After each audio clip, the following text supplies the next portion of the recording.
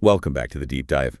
We're here again sifting through some really fascinating material to give you that shortcut to being truly well-informed. Great to be back. So today, we're tackling something we all get, but, well, it's profoundly challenging: time. Time. Yeah. We all know it's precious, right? Mm-hmm. But how often does it feel like it's just, slipping away? Mm-hmm. Or even worse, that maybe we're actively wasting it? Mm-hmm. That feeling is very common. Our sources for this deep dive, they offer some really compelling takes, not just on why time matters, but the mechanics of how we actually use it. And how we can get better at it. Exactly, how we can master it.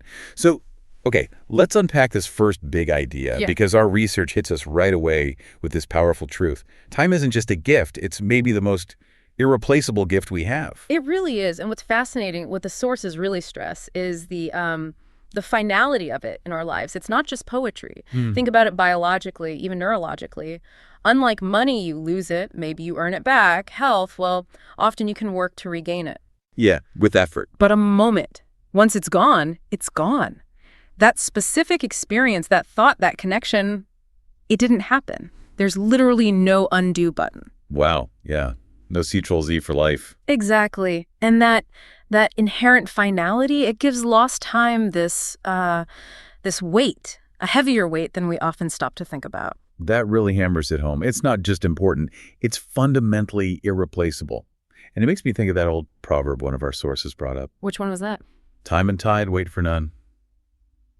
It's pretty stark, isn't it? It is. A reminder that this applies to absolutely everyone. Doesn't matter who you are, how old you are, how much money you have, the clock just keeps ticking. Precisely. And while time itself waits for no one, that brings up a really crucial kind of empowering point for you, the listener. Okay.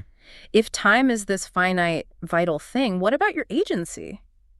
Your control. The clock ticks, sure, but how you engage with that time, how you direct your energy within it, well, that's still up to you. Ah, okay. So even though we can't stop time, we can choose how we ride the wave, so to speak. That's where the power lies, yeah. So, okay, if time is irreplaceable and we have some agency, how does actually using it, well, translate into, success? Achieving things? Well, the sources draw a very clear line there. Yeah, our research shows this compelling link between managing time effectively and actually getting results. We hear that successful people value time, but what does that really mean in practice? It's more than just a saying. Right. We're talking about, say, students who don't just cram, but strategically block out time for deep study and review. Or professionals who aren't just on time. Exactly. They use techniques, maybe priority blocking, things like that, to focus on what really moves the needle. The high-impact stuff. And even great leaders, you look back historically or even now, they consistently point to time management, not just hard work, but like this real precision in how they use their hours. Yeah, and it's not just about being busy. That's a key distinction the research makes. It's not even just doing the right things, although that's part of it. So what's the deeper layer? It's about strategic task selection coupled with consistent execution. The high performers our sources look at, they're often using frameworks, like the Eisenhower matrix, urgent versus important. Yeah, deciding what really needs doing now versus later, or maybe not at all. Exactly. Or they're applying the Pareto principle, the 80-20 rule, finding that 20% of effort that gives 80% of the results. Right, focusing energy there. This kind of intentionality means they're not just busy, they're actually progressing. They're moving forward. And the flip side? Well, those who don't take that strategic approach, they often get stuck reacting, putting out fires, And that often leads to regret, feeling like potential wasn't met. So it really connects directly. How you manage the minutes impacts the big achievements you eventually see. That's the so what for you listening. Precisely. That makes so much sense, especially when you bring it down to the daily level. Our sources gave this really vivid example, one I think we could all relate to. Go on. Those mornings, right? You hit snooze one too many times. Uh-oh. Been there. You rush out the door, and you just feel like you're behind from the get-go. The whole day can feel kind of lazy, unproductive, almost a write-off. Yeah, just that feeling of constantly trying to catch up. But then compare that. A day where you wake up early, maybe you have a plan, even a simple one. You follow some kind of routine. Suddenly you feel proactive, you get things done, you build this momentum. You mentioned earlier how small habits add up. Yeah. Do the sources suggest this daily stuff can actually like transform our whole lives. Oh, absolutely. It's not just about feeling good that day. The research suggests it's about fundamentally changing your personal trajectory. How so? Psychologically? Yes, both psychologically and practically. Those small, consistent choices, how you start the day, how you structure your time, they create these powerful feedback loops. Okay. An early start with a clear intention, for instance. It lets you use your brain's peak energy, your prefrontal cortex, for important decisions. That fosters a sense of control, accomplishment. And that feeling carries over. It ripples through everything else.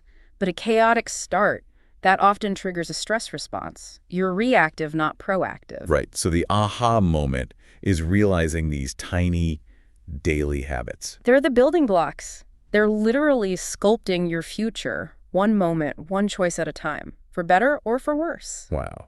Okay, to really drive that home, one source gave this great student example, super relatable, even if you're not in school anymore, just tackling a big project. Okay, let's hear it. Imagine you've got a major deadline. Let's say exams a month away. The sources showed two completely different approaches. The classic scenario. Path 1, smart time use. Studying regularly, actually reviewing the material, preparing step by step, not just hours logged, but like effective methods, spaced repetition, active recall. Making it stick. Yeah, integrating it manageably. And the result, you feel calm, confident come exam day. You built the foundation. Makes sense. And path 2. Path 2, the alternative. Spending that whole month kind of lost in distractions, games, endless social media scrolling, chatting. The procrastination vortex. Yeah. Totally. Then, that last-minute panic. Trying to cram everything in. And the outcome, well, the sources say it's usually nervousness, doing poorly, loads of stress. Yeah, sounds familiar from somewhere. But here's what's really fascinating, the critical insight from the sources on this. What's that? It's how we explain the outcome. The material explicitly says, the difference is not in intelligence, but in the way you use your time. That's huge. Isn't? It really is, because we so often default to thinking success or failure is about innate ability, right? Raw talent. Yeah, I'm just not good at exams or whatever. Exactly. But this flips it. It says consistency, intentional time use, that growth mindset that's far more powerful. It challenges those fixed ideas we have about our own limits. So it's less about talent, more about building the muscle of disciplined effort over time. Precisely. A really powerful message for anyone learning anything, really. Definitely a big takeaway. But, okay, time isn't just about work or study productivity, is it? Our sources broaden the picture quite a bit. Where do they take it? Into relationships, love, connection. It emphasizes how actually spending quality time with family, with friends, it's not just passing time. It actively strengthens those bonds. Creates shared history, understanding. Exactly. Building that reservoir. And it mentions specific needs, too, like parents being truly present with kids, or us giving focused time to aging parents. Yeah, if you connect that to the bigger picture, valuing time isn't just about efficiency, ticking off the to-do list. Right. It's fundamentally about nurturing the human connections that make life meaningful. Our research touched on this idea of time famine. Time famine, like feeling starved for time. Exactly, feeling like there's too much to do, not enough time, and what often gets sacrificed first. Relationships, probably. Quality time. Bingo. The sources are clear. Right. If we constantly let busyness push aside our loved ones, those connections weaken, distance grows, resentment can build. So it highlights the holistic thing. Time management isn't just for your career. It's for your whole life, including the most important parts. Absolutely. It's fundamental to maintaining what truly matters. That's a really powerful point, often overlooked. Okay, so let's talk about the struggle, because this is where many of us fall down, right? Execution gap. Exactly. We make the plan, the timetable, the ambitious goals, and then we just don't follow through. The best intentions? Our sources really zero in on this. They state it pretty bluntly. A timetable, a plan, even the fanciest productivity app. It only works if you fuel it with discipline, consistently. Discipline is the engine. And it gave this brilliant analogy. It says, time management is like saving money. Okay, I like analogies. If you save a small amount every day, you become rich one day. Similarly, if you save time every day and use it wisely, you become successful in the future. That's good. It really highlights the cumulative effect, doesn't it? Yeah. Small, consistent deposits. Yeah. But it also perfectly sets up the contrast with the main enemy here. Ah, yes. Procrastination. The nemesis. Our sources don't just define it as, delaying work. They dig a bit deeper. Into the why. Yeah. That familiar thought, "Oh, I'll do it tomorrow." It's not just laziness, is it?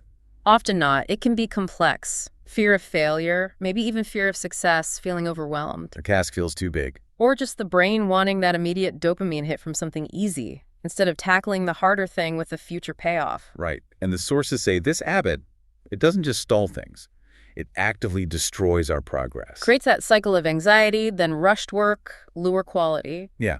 So the clear message is, you have to cultivate the habit of acting on time, turning the intention into the first step. Action defeats the inertia. Exactly. And if you ever need a bit of inspiration for this, well, look at some of the greats.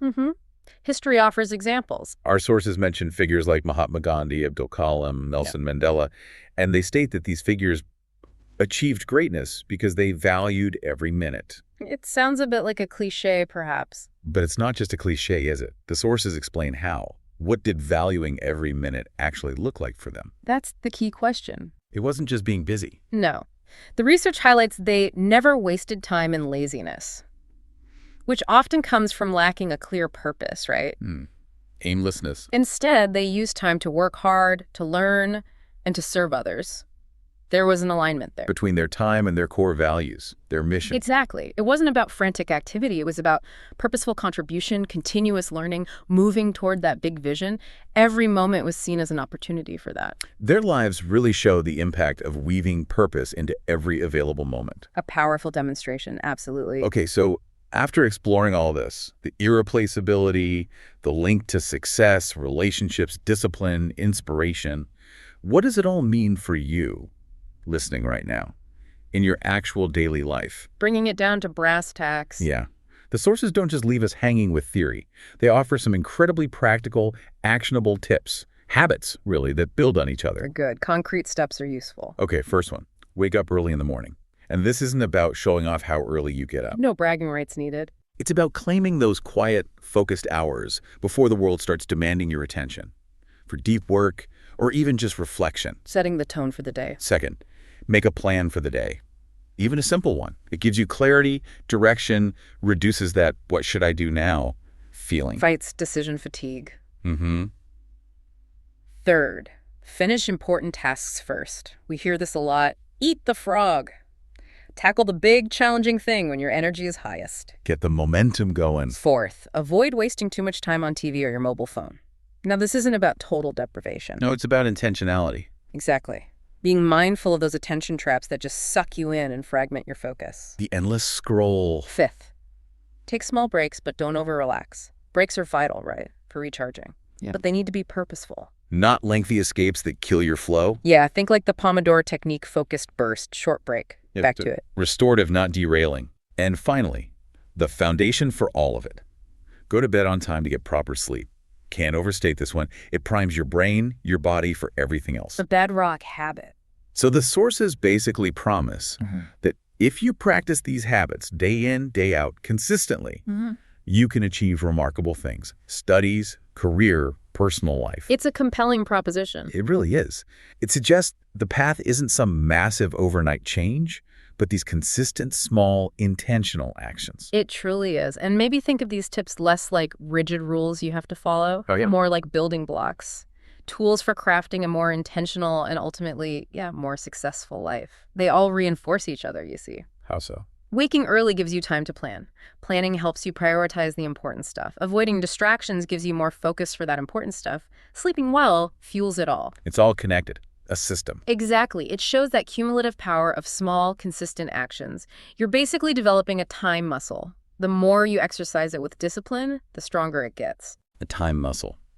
I like that. So as we wrap up this deep dive into, well, the irreplaceable gift of time, the big message from all our sources seems crystal clear. Time isn't just, something in life. In a very real way, time is life. Well put. And it's this reciprocal thing, isn't it? Like the sources said, if we respect time, time will respect us. Indeed. A disciplined life, one that's anchored by managing time well. It's not just about being efficient. It really is the key to unlocking sustained success and a genuine fulfillment, too. Yeah. And remember that opportunities, they often come and go pretty quickly, unexpectedly sometimes. Like fleeting moments. Exactly. But if you've cultivated that habit of valuing time, if you're prepared, you're focused, you're ready to act, you'll be in a much better position to actually see those opportunities and grab them. So maybe a final thought for you to consider. Which opportunities, big or small, might you be ready for right now just by choosing to value your time more intentionally, starting today? That is a powerful thought to reflect on. Thank you for joining us on this deep dive into the truly invaluable world of time. Keep exploring, keep growing. And keep valuing those minutes. And we'll catch you on the next one.